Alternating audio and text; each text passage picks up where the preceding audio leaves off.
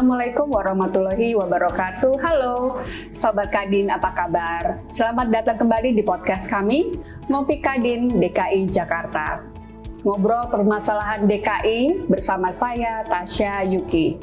Sobat Kadin, pandemi COVID-19 telah memberikan dampak yang luar biasa besar pada industri film di dunia film di seluruh dunia.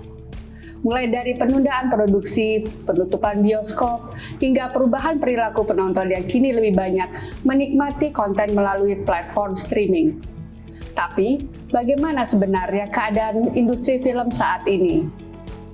Dalam episode kali ini kami akan menggali lebih dalam tentang bagaimana situasi ini telah berubah, tantangan apa yang masih dihadapi, dan bagaimana para pelaku ekonomi kreatif dunia film dapat menghadapi perubahan ini dengan kreativitas dan ketangguhan. Namun, seperti kata pepatah, di balik setiap tantangan selalu ada peluang. Industri film mulai beradaptasi dan menemukan cara baru untuk tetap bertahan. Dari produksi film dengan protokol kesehatan yang ketat, hingga meningkatnya popularitas platform streaming. Apakah sudah kembali normal? Atau ada perubahan kebiasaan yang terjadi? Kali ini kita telah hadir Mbak Marcella Zalianti, teman saya. Ini ternyata predikatnya banyak sekali, sarjana sosial, MH, MPP, seorang aktris, produser film Indonesia yang terkenal, dari sinetron merambah ke dunia perfilman hingga ketua Parvi 56, luar biasa. Selamat atas terpilihnya kembali, ini yang periode yang kedua, ya, tahun 2022-2027, insya Allah ini sekarang juga menjabat menjadi Wakil Babepan Badan Pengembangan Ekosistem Film dan Animasi Kadin Indonesia. Banyak sekali. Sibuk nggak sih? Sekarang apa sih proyeknya yang lagi dijalani, terutama film nih? Iya, jadi hello teman-teman Kadin Jakarta. Terima kasih sudah diundang ke ngopi ya. Ini ngopi bareng. Ngopi kita. Ya. Lucu ya, ini kreatif juga, artinya kita bisa berdialog tentang berbagai hal, dan mungkin hari ini kita ngobrolin film. Jadi memang kalau ngobrolin film tuh pasti akan panjang sekali. I know. Kalau kesibukan aku ya memang selain di asosiasi, aku juga lagi mulai mendevelop ide kreatif lagi untuk dijadikan film. Kemarin baru menyelesaikan ada sebuah IP cerita dibawa ke dalam medium pementasan pertunjukan teater. Nah, dari cerita itu kita lagi coba mengembangkannya kepada medium film. Boleh di-spill nggak sih? Laksamana Malahayati. Oh, yang waktu itu. Itu salah satunya. Itu menarik sekali karena itu pejuang perempuan. Iya, jadi kita nggak cuma bicara mengenai film dalam konteks hiburan, tapi it's nation branding ya. Di situ ada nation branding, di situ ada konteks bela negara, di situ juga ada konteks women empowerment. Yes. Yang kita juga betul-betul kasih lihat bahwa perempuan dari zaman dahulu kala, kalau kita mau bicara soal kesetaraan, kita mau bicara soal isu gender, sekarang dari dulu sebetulnya sudah setara gitu. Kan perempuan pada masanya itu berjuang sama gitu dengan laki-laki dalam mempertahankan kedaulatan bangsa gitu kan.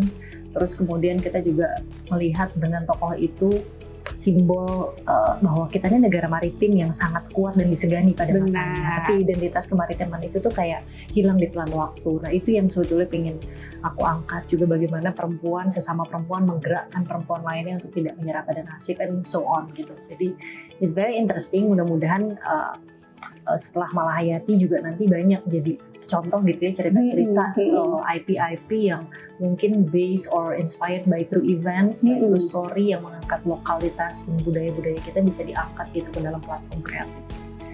Menarik sekali. Gitu. Jadi terus kalau bicara soal industri film ya, sekarang tuh kan memang lagi banyak pengembangan IP.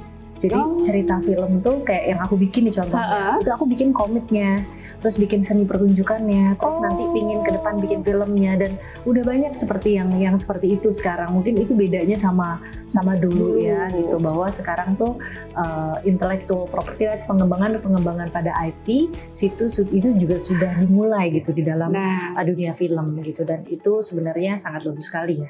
Nah itu berarti yang seperti saya mau tanyakan juga, apa sih perbedaan dari zaman waktu Mbak Marcella memulai karirnya di dunia perfilman sama sekarang itu, ya itu salah satunya. Itu salah satunya, dan juga banyak hal ya. Aku tuh memulai terjun ke dalam dunia film tuh sebenarnya di usia yang tidak terlalu muda banget ya. Itu aku SMA, aku lagi nyebrang kuliah, lagi nyebrang sekolah, tiba-tiba di stop, diminta main film. Waktu itu sama Sabto dan Rudi Sujarwo.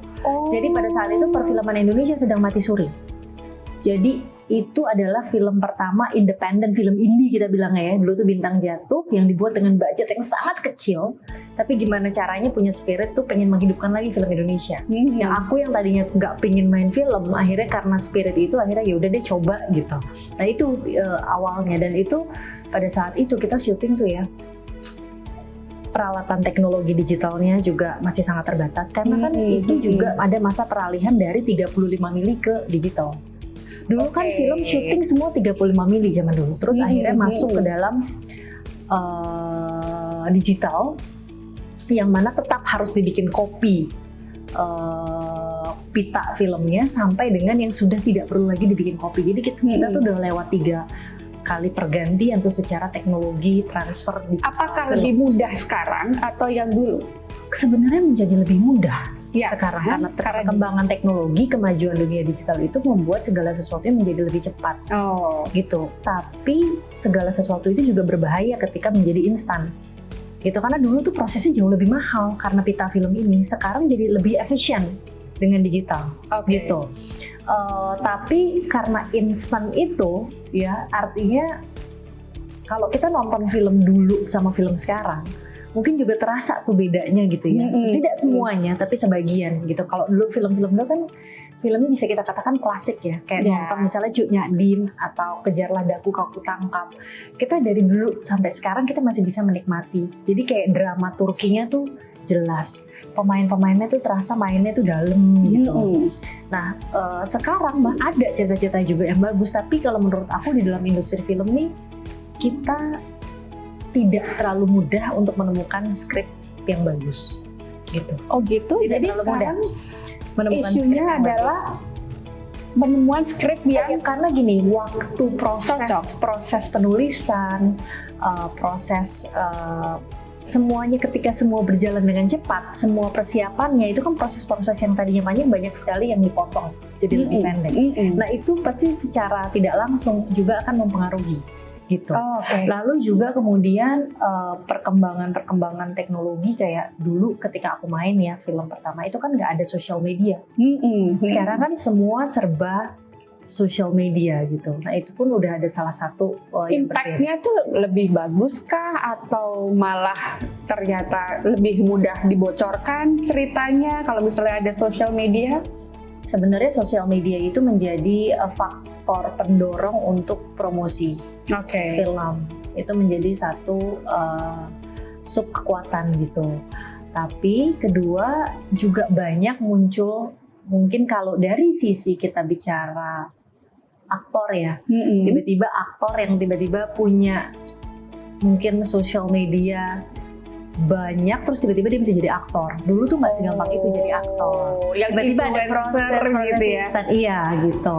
Nah dulu tuh nggak segampang itu jadi aktor, apalagi zaman orang tua kita dulu yang harus memang melewati proses-proses dan acting. Untuk ilmu acting itu ada ilmunya sendiri gitu, ataupun mungkin ada sekolahnya. Walaupun dalam disiplin ilmu acting semuanya tidak melewati sekolah, banyak juga yang sudah punya talenta.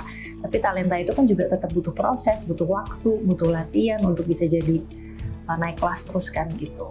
Tapi itu yang saya mau tanya juga ya. Sekarang kan ya seperti Mbak Marcella sampaikan tadi, kan banyak yang aktor atau aktris yang mendadak jadi aktor. Nggak enak ya aku. Iya, itu gimana? Tapi apakah mereka sebelum mereka ada casting atau apa, mereka ada basic mereka diajarkan dulu atau training atau apa Sebenarnya gitu? ini produser juga masing-masing punya banyak perbedaan ya. Ada produser mungkin yang mementingkan jumlah followers instead of kualitas aktingnya gitu. Tapi ada yang tetap mementingkan kualitas acting sama kecocokan pada karakter, tidak followers gitu. Jadi ini beda rumah produksi, beda produser. Atau mencari mungkin let's say, mohon maaf, yang viral-viral gitu. Iya, nah tapi memang ditemukan di beberapa produksi kalau aku melihat ternyata ada sensasi di dalam sosial media itu belum tentu juga filmnya itu laku. Jadi ini satu fenomena yang kemarin kita tahu, memang artinya banyak juga yang sukses karena promosinya otomatis sangat terbantu dengan followersnya gitu ya. Tapi ada juga yang ternyata tidak berhasil. Artinya sensasi dia, sensational things yang diraih di dalam sosial media itu tidak melulu atau tidak secara apple to apple gitu bisa menjadikan faktor ataupun penentu gitu ya. Bahwa film itu juga akan menjadi barometer yang akan sukses seperti sensasinya di luar film, di luar acting gitu. Seperti itu juga. Dan mungkin sekarang juga yang sangat membedakan adanya tumbuhnya OTT ya. Perkembangan digital. Itu gitu. yang saya juga mau tanya tuh. Itu kan bahwa industri ini berkembang dan itu terjadi pasca pandemi tentunya. Nah, Ya. so Gitu. how did it gimana ya penyesuaian dengan produksi film yang maksudnya sekarang dengan adanya OTT itu, dengan Netflix apa whatsoever itu gimana? Iya, artinya gitu? kalau kita ngomong Dunia dari konteks bioskop dari itu gimana? pandemi itu kan memang menghajar gitu ya, industri ini begitu hebat gitu. Artinya kita sampai nggak bisa bekerja dan lain sebagainya gitu ya. Terus film-film yang sudah diproduksi bioskopnya tutup, tempat tayangnya tidak ada, produksinya tidak bisa dilakukan lagi, dan akhirnya muncul solusi. OTT ini tadinya it's a solution karena akhirnya mungkin PH-PH tetap bisa produktif memproduksi cerita-cerita mereka dan ditayangkan di platform OTT. Yang lain juga. Karena bioskop waktu itu terancam tutup, kan seperti itu. Tapi pada kenyataannya dalam waktu berjalan kita melihat juga jumlah daripada tontonan film Indonesia itu meningkat pesat pasca COVID. Ya, itu kalau aku bisa share sedikit. Beberapa film gini, orang tuh pada ketakutan, aduh gimana nih nasib bioskop, pada takut investor semua gitu, pada takut untuk invest film, udah ada OTT, bisa-bisa film nggak laku lagi nih di bioskop. Tapi ternyata penonton sinema itu naik hingga 14,5% dan mencapai 114,5 juta penonton pada tahun 2023 yang menyentuh 100 juta berdasarkan analisa dari box office gitu ya. Dan kenaikan pesat itu juga terjadi di akhir 2023 lalu sebanyak 53,3 juta. Itu artinya market share film Indonesia tuh sampai dengan 48% sekian. Jadi naiknya tuh begitu pesat. Nah ini kan aneh, kok dengan adanya OTT tapi penonton bioskop tuh bahkan memperoleh lonjakan jumlah penonton dibanding sebelum COVID tuh nggak pernah mencapai sampai hampir 10 juta sekian. Ya ada film-film yang sampai 10 juta penonton. Itu belum pernah terjadi dalam sejarah sebelum COVID. Dan it's good gitu. Ini adalah pembangkit semangat, optimisme juga untuk para filmmaker gitu, bahwa ternyata pencinta film Indonesia itu tetap butuh nonton di bioskop. Karena bioskop ini menurut hematku, aku tuh dari ketika begitu banyak orang yang meragukan dan takut gitu ya film Indonesia nggak laku lagi di bioskop dan lari ke OTT, aku tetap selalu bilang nggak bisa. Nonton film itu ya di bioskop, nonton series itu di OTT. Pasti ketika waktunya nanti sudah aman, orang merasa aman, pasti bioskop akan tetap. Aku selalu bilang gitu, dan ternyata secara angka itu terbukti gitu. Iya. Aku selalu believe itu. Karena apa? Karena ada kultur sosial, kebutuhan sosial gitu dari masyarakat, dari kita sebagai manusia, itu yang nggak bisa tergantikan ketika kita nonton di bioskop dan ketika kita nonton di rumah gitu ya, di OTT. Jadi OTT it's a bonus, bahwa artinya itu sebagai komplement kalau aku melihatnya dari industri film. It's a good thing karena kita juga bisa mulai memproduksi seri-seri dengan lebih proper, dengan lebih bagus. Mungkin kalau kita hanya memproduksi cerita-cerita di sinetron dengan keterbatasan budget produksi dan segala macam, ya kualitas produksinya segitu, skillnya. Tapi dengan kita memproduksi adanya OTT yang sekarang begitu banyak ya, apalagi OTT dari luar juga masuk segala macam, itu juga membuka kesempatan sebenarnya untuk film Indonesia yang berbentuk series itu naik kelas. Karena diproduksi dengan budget yang lebih besar, dengan budget yang lebih proper tentunya, dan juga ceritanya juga bisa dinikmati tidak hanya di Indonesia gitu, tapi nanti di Asia dan lain sebagainya. Tapi sudah banyak nggak sih, maksudnya film-film serial yang di Indonesia yang masuk di OTT itu yang diterima di negara lain? Sebenarnya ada beberapa yang sudah masuk ya, karena otomatis kalau diputar di salah satu OTT yang memang OTT bukan OTT Indonesia ya, tadi gitu. Nah itu kan otomatis ditonton, walaupun tetap ada rights-nya tuh, nanti ada yang Asia, ada yang ada regional, ada yang full international, pasti ada tingkatan-tingkatannya. Tapi setahu aku lebih dari negara Indonesia saja gitu. Jadi itu adalah sebuah ekspansi gitu ya, menurutku kemajuan yang kita lihat. Nah itu positifnya. Tapi kalau dibilang menggantikan bioskop, tidak. Iya. Saya senang sekali mendengarnya, dan memang ternyata nonton di bioskop itu beda kan? Iya. Apalagi dengan ambience-nya atau surrounding speaker-nya itu ya membedakan dengan kita kalau nonton di rumah dengan ya ada orang yang bolak-balik, itu beda sih. Beda banget. Gitu. Tapi kalau kita bicara infrastruktur ya, sebenarnya kalau boleh jujur saya bilang bahwa infrastruktur bioskop kita tuh juga masih kurang.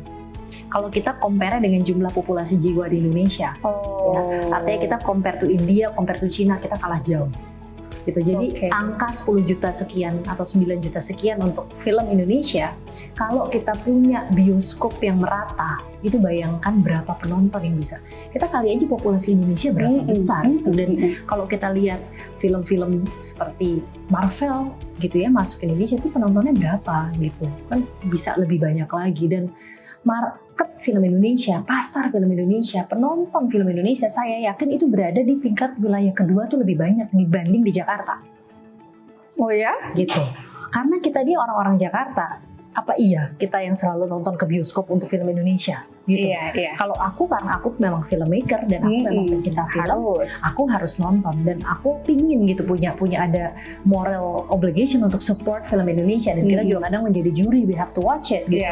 Dan beberapa banyak film Indonesia juga kita memang kita suka, tapi kan banyak orang yang di Jakarta gitu ya dengan kesibukannya itu kan memilih film yang udah mungkin box office di luar gitu, dia udah dengar, dia tahu. Jarang, maksudnya sebagian nonton film Indonesia mungkin anak-anak sekolah misalnya, tapi sebagian orang kan punya standarnya udah Hollywood dan lain sebagainya gitu ya. Kalau di Jakarta, nah sementara banyak sekali anak-anak atau orang-orang di tingkat kedua gitu ya, atau di daerah tinggalnya, dia pingin nonton film Indonesia banget, tapi mereka nggak punya akses.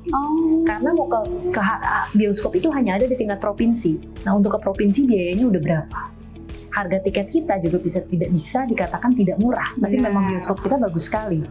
Paling nyaman loh kalau dibandingkan kalau saya nonton bioskop di luar negeri, gak ada yang senyaman kayak di Indonesia. Iya, makanya dulu tuh aku sempat menginisiasi Indiscope. Sebenarnya tuh cita-citanya itu bioskop rakyat untuk menghadirkan film nasional itu lebih merata, lebih menyeluruh, kayaknya aku pernah lebih terjangkau gitu. Jadi cita-cita tapi memang nggak gampang, bisa kan pandemi, terus pandemi, terus ya kita harus tutup. Dan ya aku harus start from zero tuh kalau mau memulai itu lagi. Mungkin dengan dimulainya sekarang ini berkembangnya dan antusiasme penonton di Indonesia, aku rasa udah waktunya untuk dimulai sih Mbak. Iya, insya Allah mudah-mudahan. Ya. Tapi itu tentu baru perlu banyak ini ya, karena kita pajak, kalau kita bicara pajak tontonan itu setiap daerah tuh juga nggak sama. So it's not easy gitu. Jadi kalau bicara ngobrolin soal film tuh dari hulu ke hilir tuh, ya nanti juga harus bicara dengan pemerintah juga kan jadinya kan gitu. Nah untuk penonton film-film horor seperti saya nih ya, suka ya? Kamu suka sekali film horor. Kamu termasuk makanya, dan itu kan memang harus nonton di bioskop dong, ya kan? Nggak mungkin kalau di rumah tuh kayak kurang gimana pelan dapat feel-nya. Nah, sekarang tuh kenapa sih genre yang paling banyak disenangi seperti saya ini gitu ya adalah genre horor nih di Indonesia. Nah, mungkin dirimu yang bisa menjawab. Kenapa kamu penonton setia horor? Karena aku bukan a big fan of horror. Oh really? Iya, karena menurut saya kalau horor Indonesia itu benar-benar feel-nya it feels like benar-benar kayak benar-benar takut karena gitu. Percaya ya, kayaknya hantunya mungkin memang ada kayak, di sekitar kita kan. Kayak ada legend, urban legendnya aku gitu. not a big fan of horror film. Jadi aku tuh kalau suka horor nggak suka yang ditakut-takutin gitu. Oke. Gitu. Aku suka film horor tuh kayak model Sixth Sense gitu. Ada thrillnya, thriller ya. Kayak lebih human gitu, lebih real gitu.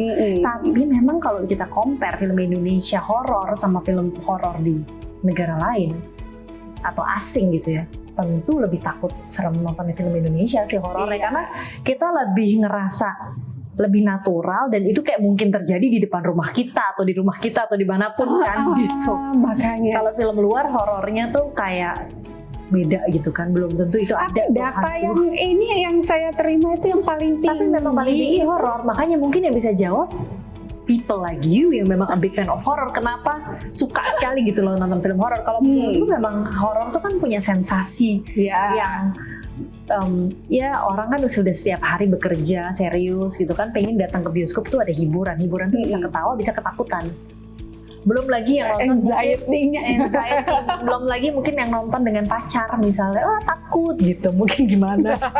Anak-anak sekolah ya kita ya you know like ya mungkin itu gitu. Jadi ada hal-hal yang sifatnya lebih ke psikologi ya gitu. Oh gitu? Kalau aku melihatnya sih itu, walaupun aku bukan penggemar. Tapi jauh sekali loh dibandingkan yang let's say yang kolosal kan sekarang juga ada ya yang film-film kolosal, drama, action, tapi to the top level banget gitu loh, luar biasa gitu loh. So it means psychology orang-orang Indonesia suka ditakut-takutin ya.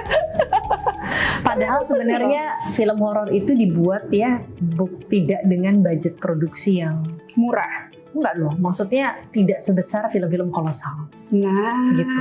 Jadi can you imagine gitu ketika mereka mendapatkan penonton yang begitu tinggi, berarti keuntungannya itu sangat bagus sekali untuk produser gitu. Gitu. Tapi sebenarnya ini PR kita bersama sih untuk bagaimana mendorong film-film yang berkualitas gitu, film-film yang memang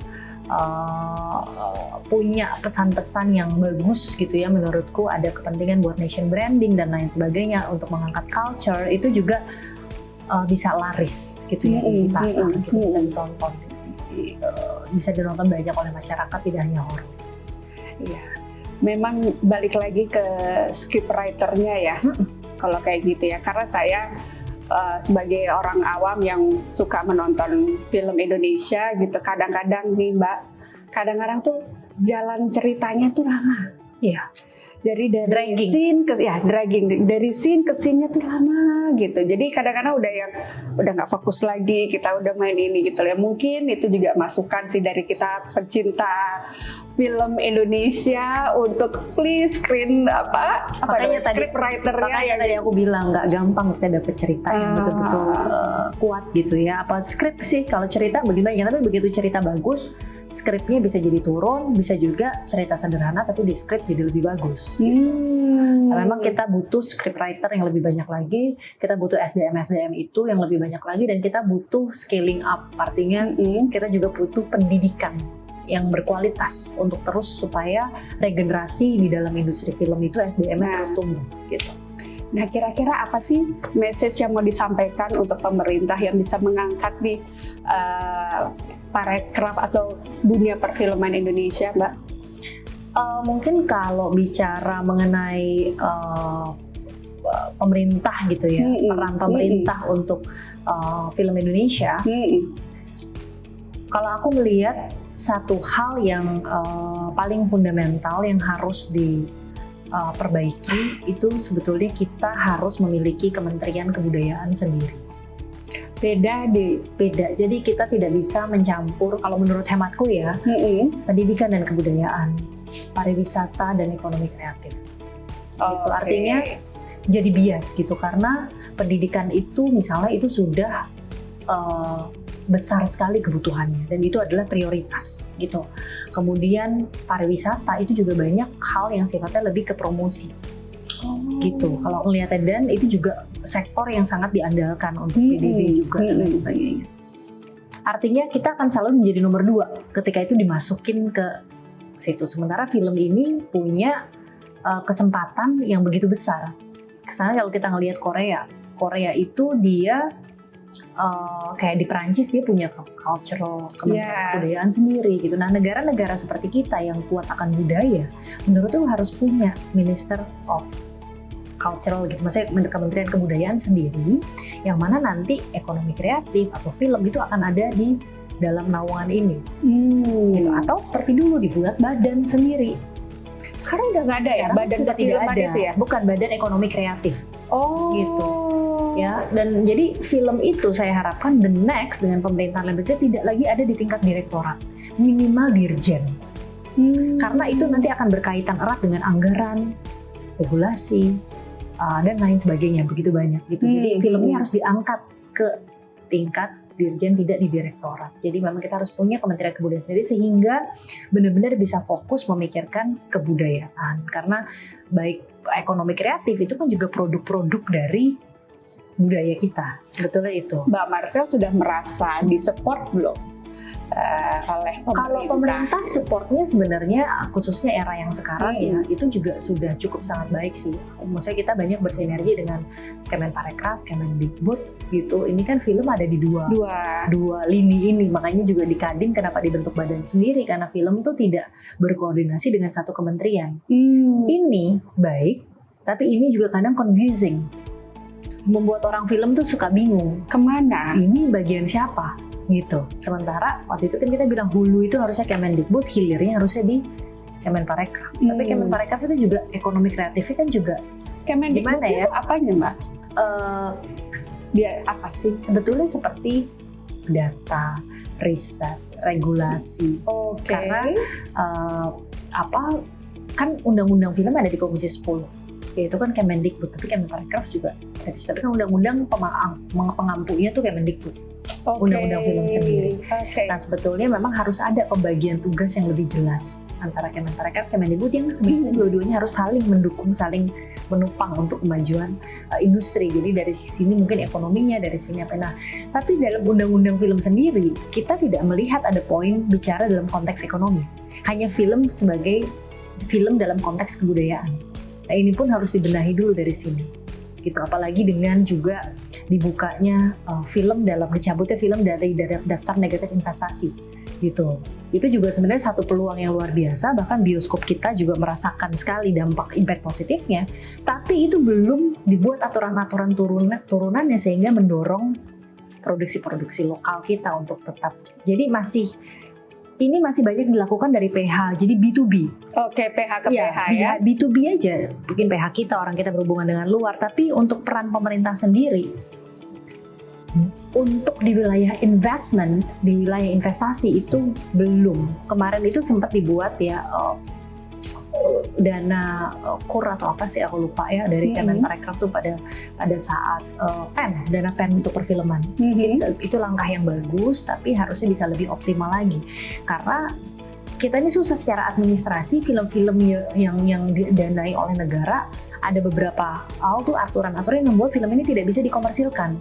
Kan itu aneh. Nah seperti di Korea dia menderegulasi, dia punya peraturannya lintas kementerian untuk membuat film fun gitu ya. Setahu saya ada film khusus untuk kepentingan art ya, ada film untuk kepentingan komersial. Itu bisa ada investasi dan pemerintah untuk art itu didukung penuh karena film dianggap begitu penting untuk sebagai alat diplomasi budaya. Dan memang segitu pentingnya. Nah ketika kesadaran itu dimengerti oleh negara sebetulnya dalam hal ini, sebetulnya kebijakan-kebijakan itu harusnya ikut. Iya, gitu. sayang sekali. Ini impactnya besar loh. Impactnya besar banget. Tidak hanya impact diplomasi, gitu ya, PR-ing negara kita, tetapi juga impact terhadap ekonomi lokalnya. Karena kita memang kita nih pasar yang besar sekali gitu. Jadi banyak gitu PR. Terus kemudian juga masalah intellectual property rights yang sekarang berkembang. Kan banyak sekali IP. Tapi mengenai hak cipta sendiri, mungkin tadi mengenai Kementerian Kebudayaan satu, yang kedua, ini mungkin bisa saya jawab. karena film juga berhubungan dengan hak cipta.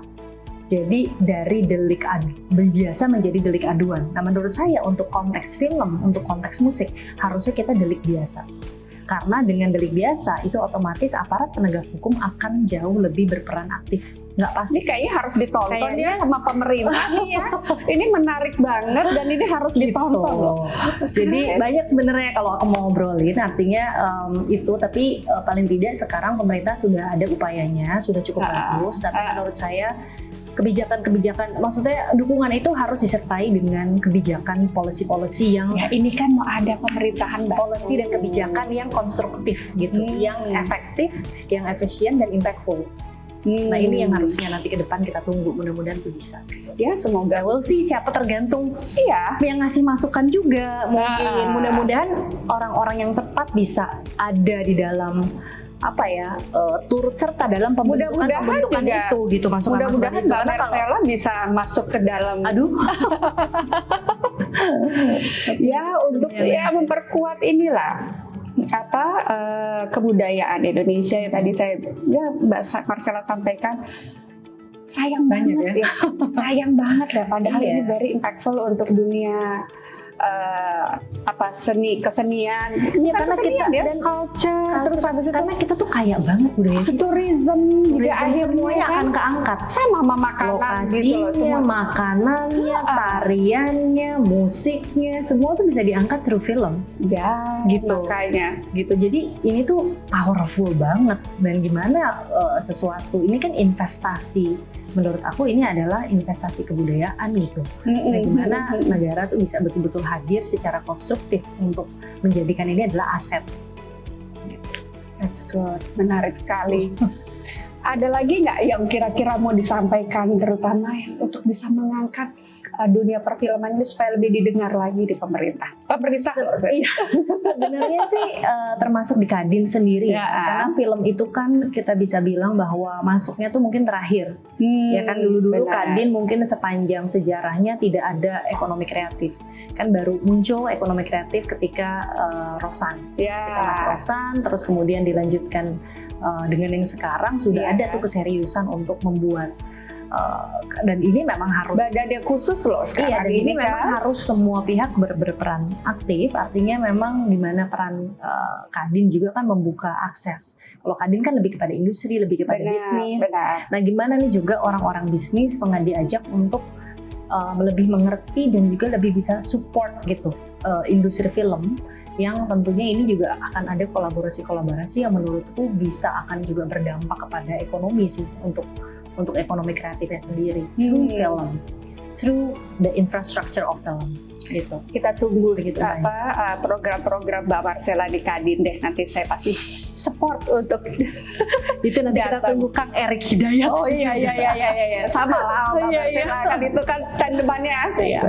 Iya, terima kasih sama-sama atas waktunya Sobat Kadin. Dari obrolan kita hari ini dapat disimpulkan bahwa pandemi telah mengubah banyak hal dalam industri film, namun juga membuka jalan bagi inovasi dan cara-cara baru dalam berkarya. Perubahan dalam preferensi penonton dan kolaborasi global, meskipun ada tantangan prospek masa depan industri ini telah dilihat dengan cerah, banyak peluang untuk pertumbuhan dan ekspresi kreatif yang lebih besar lagi. Demikian episode Ngopi bersama Kadin DKI Jakarta. Kali ini saya senang sekali dengan kehadiran Mbak Marcella, sahabat saya, bisa membuka pemikiran kita semua tentang dunia perfilman. Yang tadinya saya pikir dunia perfilman itu hanya yang saya suka aja, yang lagi horor aja. Selain horor loh, supaya film-film bagus makanya juga kita angkanya naik nanti terus ya. Pemirsa, teman-teman Kadin Jakarta ditunggu juga nobar-nobar untuk film Indonesia yang tolong nanti juga kita diajak dengan project-project barunya. Nanti kalau itu kita tonton. Kita bikin ini aja, kolaborasi nonton bareng film Indonesia. Di situ kita nanti bisa membuka diskusi-diskusi juga tentang film. Thank you Mbak Marcella. Terima kasih juga. Saya Tasya Megananda Yuki. Sampai ketemu lagi di episode yang akan datang. See you, salam sehat. Salam sehat.